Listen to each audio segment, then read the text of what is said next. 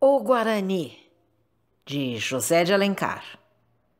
Parte 1, capítulo 2. Lealdade.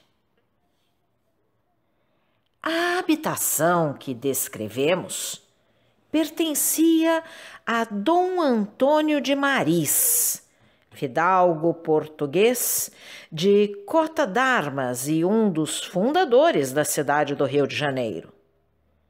Era dos cavalheiros que mais se haviam distinguido nas guerras da conquista contra a invasão dos franceses e os ataques dos selvagens.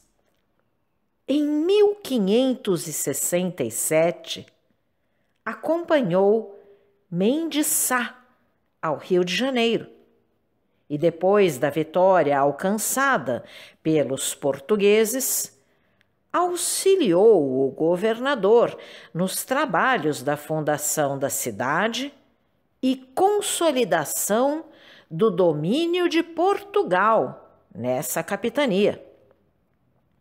Fez parte, em 1578, da célebre expedição do doutor Antônio de Salena contra os franceses, que haviam estabelecido uma feitoria em Cabo Frio para fazerem o contrabando de pau-brasil.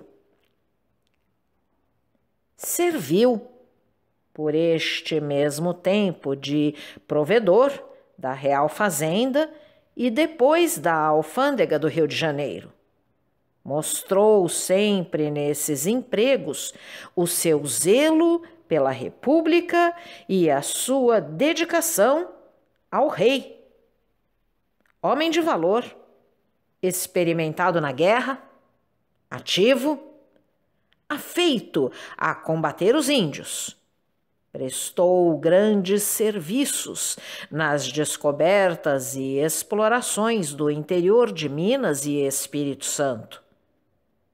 Em recompensa do seu merecimento, o governador Mendes Sá lhe havia dado uma sesmaria de 1 légua com fundo sobre o sertão, a qual, depois de haver explorado, deixou por muito tempo devoluta. A derrota de Alcácer Quibir e o domínio espanhol que se lhe seguiu vieram modificar a vida de Dom Antônio de Maris, português de antiga têmpera, fidalgo leal. Entendia que estava preso ao rei de Portugal pelo juramento da nobreza e que só a ele devia preito e menagem. Quando, pois, em 1582, foi aclamado no Brasil Dom Felipe II como sucessor da monarquia portuguesa, o velho fidalgo embainhou a espada e retirou-se do serviço. Por algum tempo, esperou a projetada expedição de Dom Pedro da Cunha, que pretendeu transportar ao Brasil a coroa portuguesa, colocada então sobre a cabeça do seu legítimo herdeiro, Dom Antônio, prior do Crato. Depois, vendo que esta expedição não se realizava e que seu braço e sua coragem de nada valiam ao rei de Portugal, jurou que ao menos lhe guardaria fidelidade até a morte. Tomou os seus penates, o seu brasão, as suas armas, a sua família, e foi estabelecer-se naquela sesmaria que lhe concedera Mendes Sá. Aí, de pé sobre a eminência em que ia assentar o seu novo solar, Dom Antônio de Maris, erguendo o vulto direito e lançando um olhar sobranceiro pelos vastos horizontes que abriam em torno, exclamou: "Aqui sou português. Aqui pode respirar à vontade um coração leal que nunca desmentiu a fé do juramento. Nesta terra que me foi dada pelo meu rei e conquistada pelo meu braço, nesta terra livre, tu reinarás, Portugal, como viverás na alma de teus filhos, eu o juro." Descobrindo-se, curvou o joelho em terra e estendeu a mão direita sobre o abismo, cujos ecos adormecidos repetiram ao longe a última frase do juramento prestado sobre o altar da natureza, em face do sol que transmontava. Isto se passara em abril de 1593. No dia seguinte, começaram os trabalhos da edificação de uma pequena habitação que serviu de residência provisória, até que os artesãos, vindos do reino, construíram e decoraram a casa que já conhecemos. Dom Antônio tinha ajuntado fortuna durante os primeiros anos de sua vida aventureira, e não só por capricho de fidalguia, mas em atenção à sua família, procurava dar a essa habitação construída no meio de um sertão todo o luxo e comodidade possíveis. Além das expedições que fazia periodicamente à cidade do Rio de Janeiro para comprar fazendas e gêneros de Portugal, que trocava pelos produtos da terra, mandara vir do reino alguns oficiais mecânicos e hortelãos que aproveitavam os recursos dessa natureza tão rica para proverem os seus habitantes de todo o necessário. Assim, a casa era um verdadeiro solar de fidalgo português, menos as ameias e a barbacã, as quais haviam sido substituídas por essa muralha de rochedos inacessíveis, que ofereciam uma defesa natural e uma resistência inexpugnável.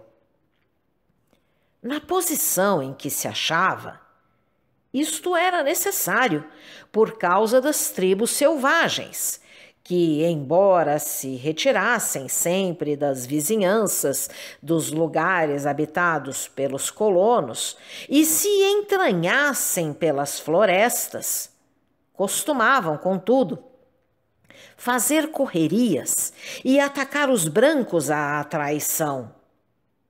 Em um círculo de 1 légua da casa, não havia senão algumas cabanas em que moravam aventureiros pobres, desejosos de fazer fortuna rápida e que tinham se animado a se estabelecer neste lugar em parcerias de 10 e 20 para mais facilmente praticarem o contrabando do ouro e pedras preciosas que iam vender na costa.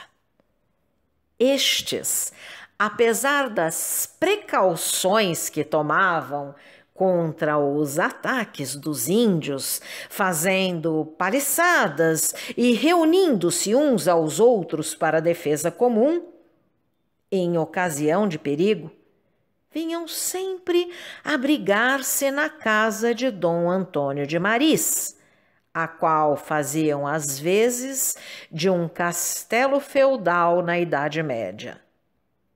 O fidalgo os recebia como um rico homem que devia proteção e asilo aos seus vassalos. Socorria-os em todas as suas necessidades e era estimado e respeitado por todos que vinham, confiados na sua vizinhança, estabelecer-se por esses lugares. Deste modo, em caso de ataque dos índios, os moradores da casa do Paquequer não podiam contar senão com os seus próprios recursos.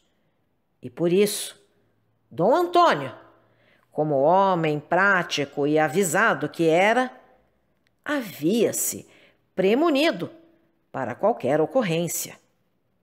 Ele mantinha, como todos os capitães de descobertas daqueles tempos coloniais, uma banda de aventureiros que lhe serviam às suas explorações e correrias pelo interior.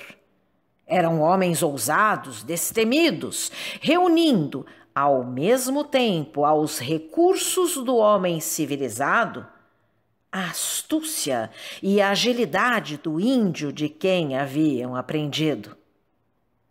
Eram uma espécie de guerrilheiros, soldados e selvagens ao mesmo tempo. Dom Antônio de Maris, que os conhecia, havia estabelecido entre eles uma disciplina militar rigorosa, mas justa. A sua lei era a vontade do chefe, o seu dever, a obediência passiva, o seu direito, uma parte igual na metade dos lucros.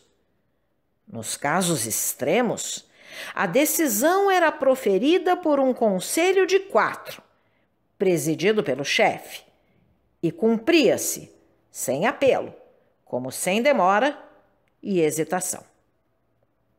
Pela força da necessidade, pois, o fidalgo se havia constituído senhor de baraço e cutelo, de alta e baixa justiça dentro de seus domínios. Devemos, porém, declarar que rara vez se tornara precisa a aplicação dessa lei rigorosa. A severidade tinha apenas o efeito salutar de conservar a ordem, a disciplina e a harmonia. Quando chegava a época da venda dos produtos, que era sempre anterior à saída da Armada de Lisboa, metade da banda dos aventureiros ia à cidade do Rio de Janeiro, apurava o ganho, fazia a troca dos objetos necessários e, na volta, prestava suas contas. Uma parte dos lucros pertencia ao fidalgo, como chefe. A outra era distribuída igualmente pelos 40 aventureiros que a recebiam em dinheiro ou em objetos de consumo. Assim vivia, quase no meio do sertão, desconhecida e ignorada, essa pequena comunhão de homens governando-se com as suas leis, os seus usos e costumes, unidos entre si pela ambição da riqueza e ligados ao seu chefe pelo respeito, pelo hábito da obediência e por essa superioridade moral que a inteligência e a coragem exercem sobre as massas. Para Dom Antônio e para seus companheiros a quem ele havia imposto sua fidelidade, esse torrão brasileiro, esse pedaço de sertão, não era senão um fragmento de Portugal livre, de sua pátria primitiva. Aí, só se reconhecia como rei ao Duque de Bragança, legítimo herdeiro da coroa. E quando se corriam as cortinas do dossel da sala, as armas que se viam eram as 5 quinas portuguesas, diante das quais todas as frontes inclinavam. Dom Antônio tinha cumprido seu juramento de vassalo leal.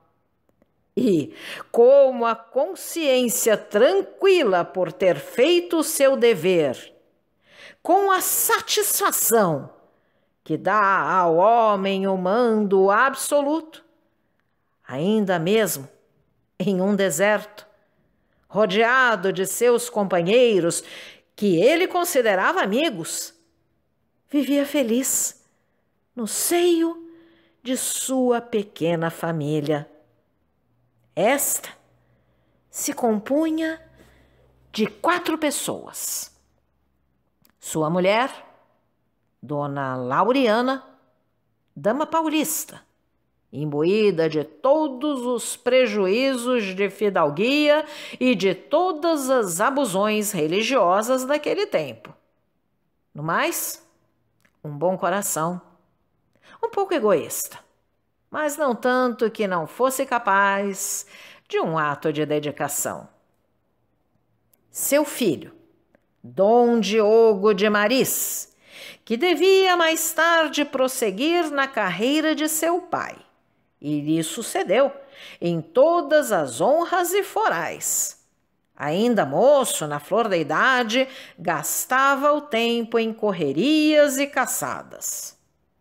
Sua filha, Dona Cecília, que tinha 18 anos, e que era a deusa desse pequeno mundo que ela iluminava com o seu sorriso e alegrava com o seu gênio travesso e sua mimosa faceirice. Dona Isabel, sua sobrinha, que os companheiros de Dom Antônio, embora nada dissessem, suspeitavam ser o fruto dos amores do velho fidalgo por uma índia que havia cativado em uma das suas explorações. Demorei-me em descrever a cena e falar de algumas das principais personagens deste drama, porque assim era preciso, para que bem se compreendam os acontecimentos que depois se passaram.